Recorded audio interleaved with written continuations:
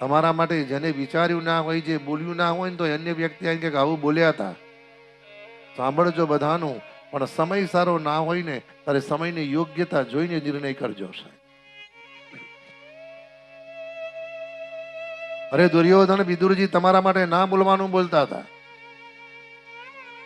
સેવકોને આજ્ઞા કરી અત્યારે વિદુર કાકાને હાજર કરો અને કહ્યું ને ભાઈ, જે દિવસે જીવનમાં કહ્યું ને કે જે દિવસે પરિસ્થિતિ વિકટ થવાની હોય અને બધી જ રીતના તમારું પૂરું થવાનું હોય, ત્યારે એનું પહેલું લક્ષણ એ છે, સૌથી પહેલા તમે ઘરની પુણ્યશાળી વ્યક્તિને, વડીલ વ્યક્તિનું અપમાન કરીને ધક્કો મારીને કાઢી મૂકો એને. કાં તો એને એવા શબ્દો તમે બોલી જાઓ, વ્યક્તિ ઘરમાં રહે ને પણ ક્યાં સુધી? શરીર છૂટે ત્યાં સુધી. પછી એ વ્યક્તિ મનથી ઘરમાં નથી રહેતી, એને ખાલી રહેવા ખાતર ઘરમાં રહે છે, કે જે પ્રારબ્ધ કર્મ પૂરું થાય ત્યાં સુધી.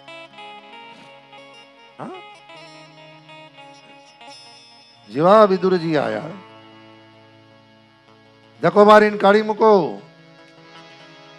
વિદુરજીએ કહ્યું, દુર્યોધન, ધક્કો મારવાની જરૂર નથી, મારી જાતે જતો રહું છું.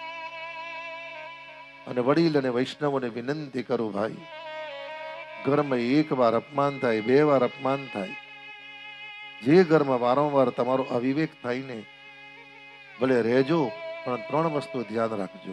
આંખથી જોજો, મનથી વિચારજો, અને સમય આવે ત્યારે જરૂર જેટલું જ બોલજો. કારણ અમુક ઉંમર પછી આંખથી જોવું,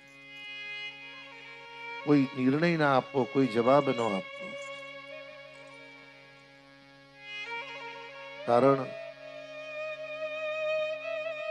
કોઈ વાર અતિશય લાગણી પણ જીવનમાં દુઃખ આપે છે, અતિશય દયા પણ જીવનમાં દુઃખ આપે છે. ઈશ્વરે જેનો દંડ નક્કી કર્યો હોય છે ને, એ કોઈ પણ વ્યક્તિને તમે પરિવર્તન કરાવી શકતા નથી કે સુધારી શકતા નથી. હા,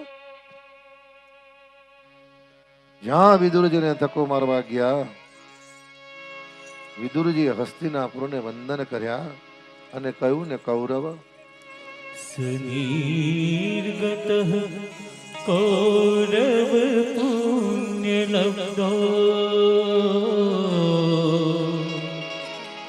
ગજાયયા તીર્થ પદ પદાની. જ્યાં વિદુરજીને ને દુર્યોધને ધક્કો માર્યો, સુખદેવજીએ કહ્યું, પરીક્ષિત, આ વિદુરજી જતા નથી, આ તો કૌરવોનું પુણ્ય ચાલ્યું. સાહેબ, ઘરમાં એક પુણ્યશાળી વ્યક્તિ હોય ને તો તમારી એક નહીં, 3 5 પેઢી સુધી તકલીફ ના થાય.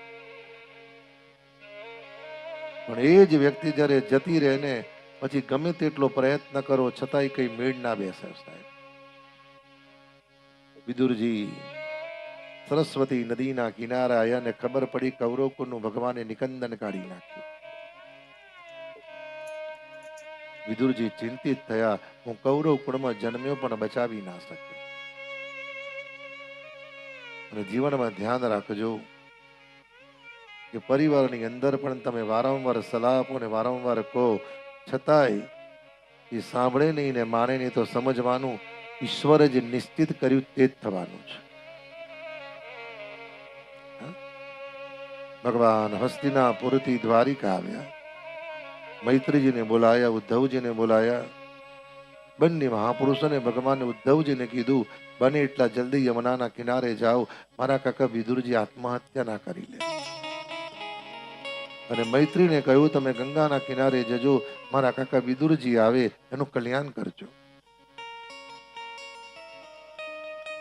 અને વિદુરજી દુઃખી થતા થતા યમુનાના કિનારે આવ્યા. ઉદ્ધવજી પણ પધાર્યા. બંને મહાપુરુષો રડે છે. ઉદ્ધવે પૂછ્યું, આપ કોણ છો?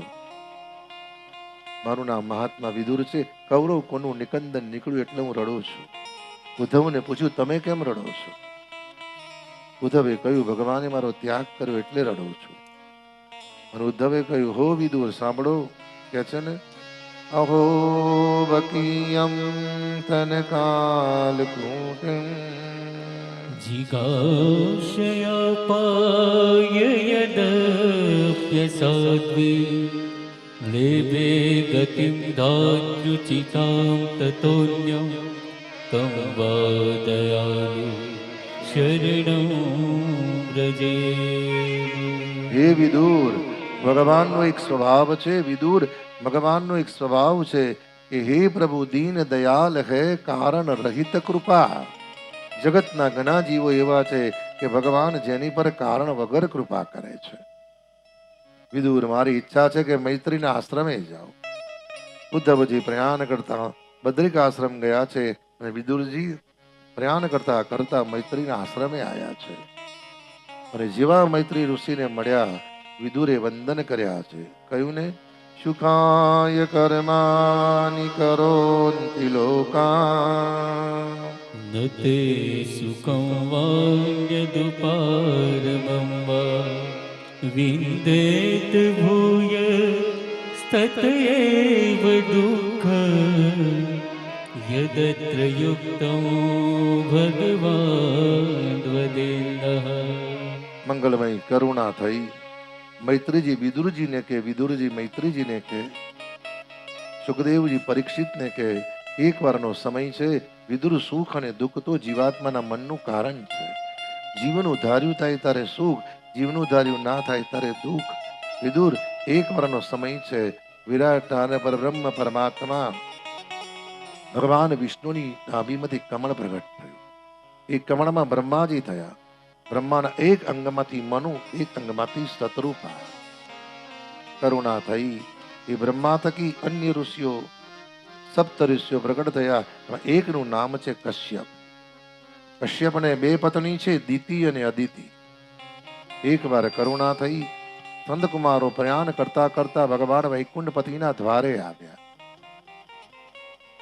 અને એક વાર એવું બન્યું કે સનતકુમારો આયા, જય અને વિજય પહેરો ભરે છે.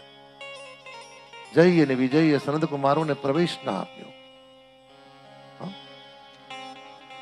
જય અને વિજયને શ્રાપ આપ્યો કે ભગવત દર્શનના અધિકારી કરતા નથી તો જાઓ, અમે તમને શ્રાપ આપીએ છીએ કે 7 ભવ તમે દૈત્ય થજો. જ્યાં વૈકુંઠમાં હાહાકાર થયો, ભગવાન લક્ષ્મી સહિત નારાયણ બાર પધાર્યા. જય અને વિજયે કહ્યું, કૃપાનાથ, અમારી સાથે અવિવેક થઈને શ્રાપ થયો.